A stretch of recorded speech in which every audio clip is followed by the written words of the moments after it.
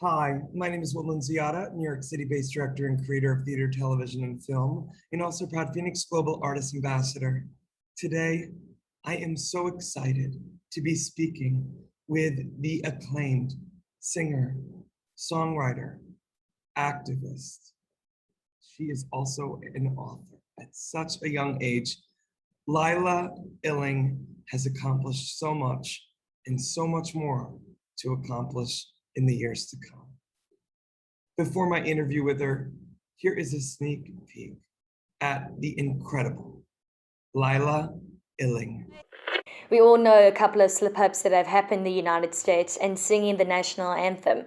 There have been a couple of infamous moments with quite well-known celebrities. What's making you most nervous about your performance? The only thing that's really on my mind is going from somebody who's been performing at local venues to performing in a stadium and just wondering how different it would be performing in such a big space.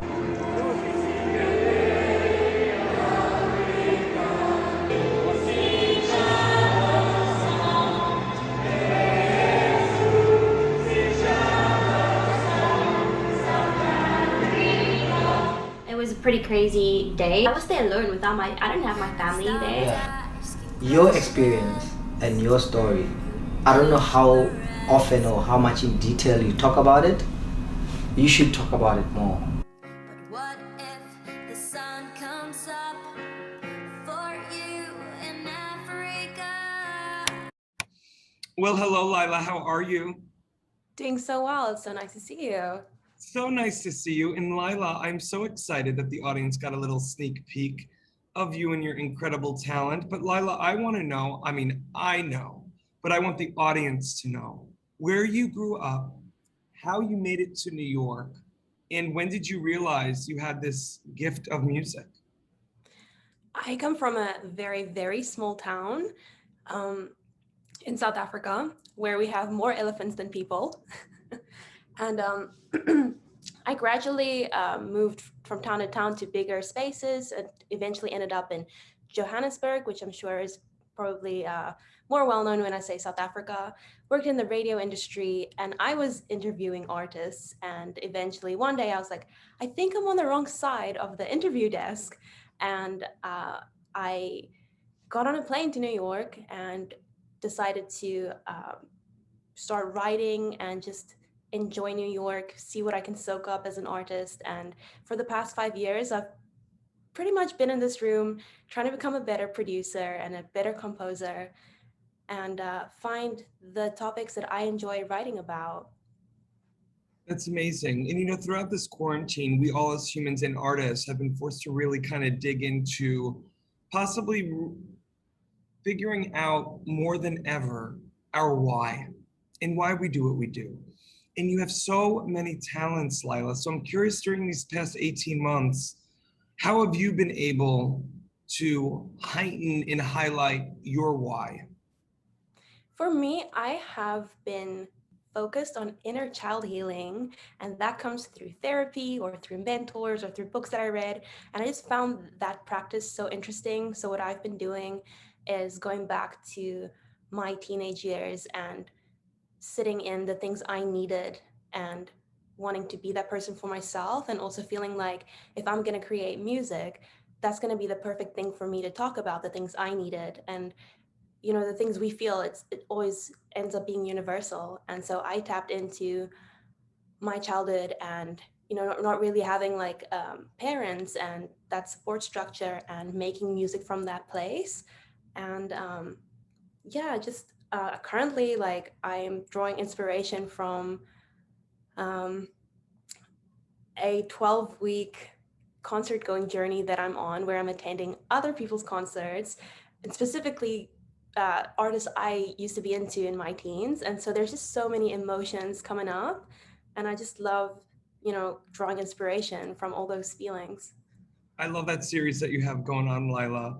And I want to just touch on something, and thank you for being vulnerable, because, in speaking with a lot of artists, and also myself, this has been a time where we've been forced to sit with trauma, not only currently, but the past.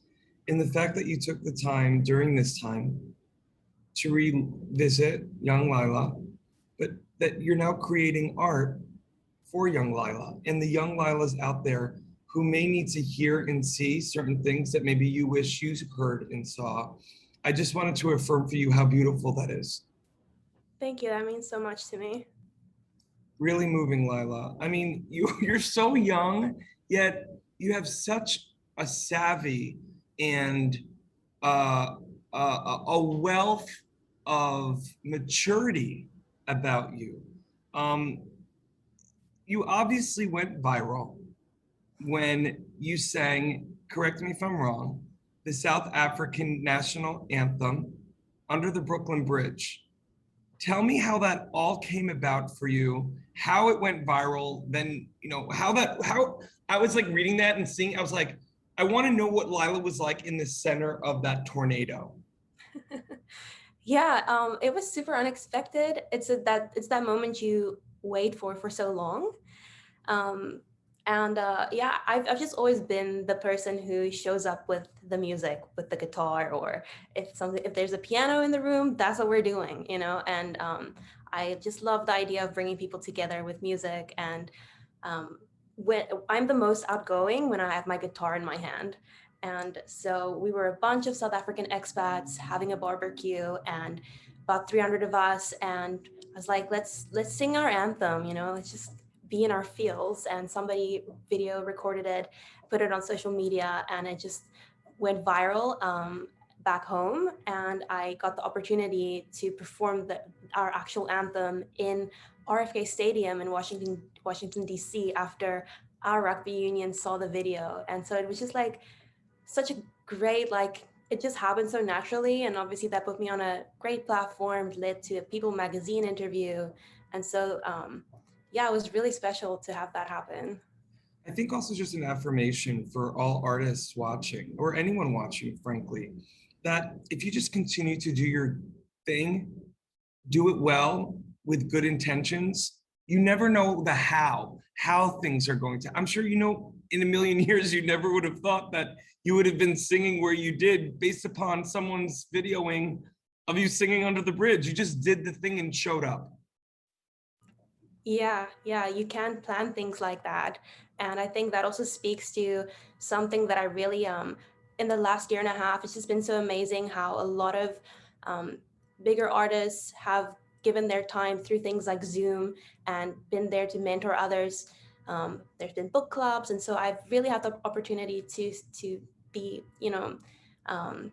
influenced and I guess mentored by a lot of people that I've looked up to during this quarantine time. What a weird time, but beautiful opportunities. And one of my mentors said to me that when you're writing a song that somebody might hear long after you're gone. And so to create from that place, you just create from a different place when you're not creating for I'm all for writing in a specific way if you have to, for if you want to appeal to a certain market, but just that really influenced me and changed how I feel when I write music. And I think I know you're going to be working on a Van Gogh project and how his artwork became famous after his passing. And I just think that actually, I have to say this. I went to a Green Day concert and the band Weezer opened for them. I had no idea who Weezer is. I was obsessed with them after that. And I was like, how did I not know who they are? And what I found so fascinating is they put out an album in 1994, 2 years after I was born.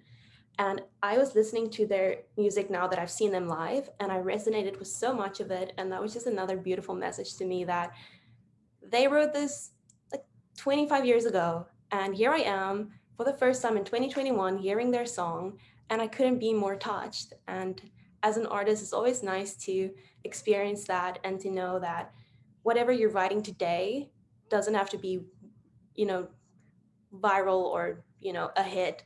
You don't know who it's going to touch 20 years from now. And you bring up such a great point too about this whole word of legacy. I mean, you're 9 years younger than me, but even though I guess I'm still somewhat young, or at least I delusionally think so, is that I've been thinking a lot about legacy these past 18 months. And, the Van Gogh musical, for example, the fact that I'm creating this musical set to direct from the perspective of Joe, the woman, Vincent's sister-in-law, who was the actual person who got the artwork out there, because Vincent only sold one painting during his lifetime.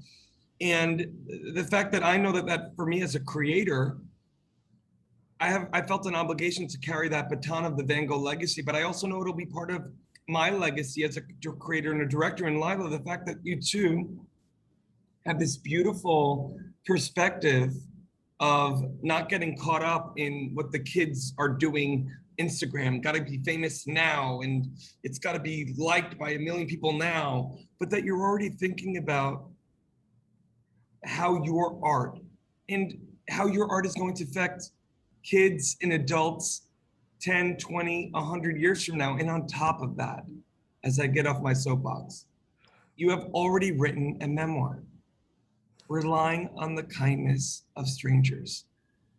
Talk to me a little bit about being an author, getting the response that you've already gotten from people, and why you decided to tell your story now. Thank you for bringing that up. It's a very special time for me when I think back. It's about 2 years ago, I got the urge to sit down at my desk, and I pretty much didn't get up for much for the next 6 months until the book was written and out there. And it came from this place of me realizing I needed to get comfortable with who I am and what happened to me, and just see my life in perspective. And that's what happened when I wrote the book. And I kind of felt like I needed to deal with those things with my past before I could really move forward creatively. And what it helped me to do after I was so honest in my memoir, it really helped me to show up differently in my music too, to write about only the things that keep me up at night, and nothing else. I'm all for pop songs, and maybe I'll write a bunch of pop songs one day. But for me, it meant a lot to get to that place where I don't feel bad or apologetic for saying things that you don't normally hear in songs, especially when it comes to parent and child relationships. And I definitely am a big advocate for healing relationships, but I'm also, I think, an even bigger advocate for allowing yourself to feel the anger and, have expecting accountability from parental figures. And so for me, all of that, just the process of writing my book and that inner work has helped me to feel comfortable with that feeling when a lot of people around me go, leave the past in the past, but I'm at a place of peace. And when I put out these messages, for me, I'm in a great place, but it's just the things I'm advocating for. Oh, LYLA, you're a star.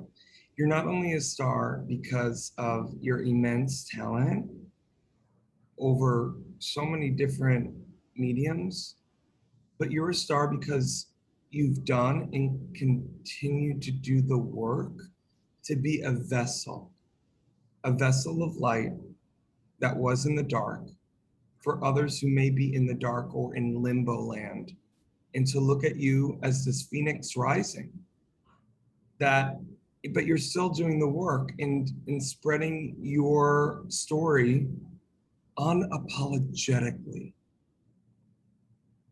I don't know if you can tell, I'm very moved. I'm very moved by you, LYLA.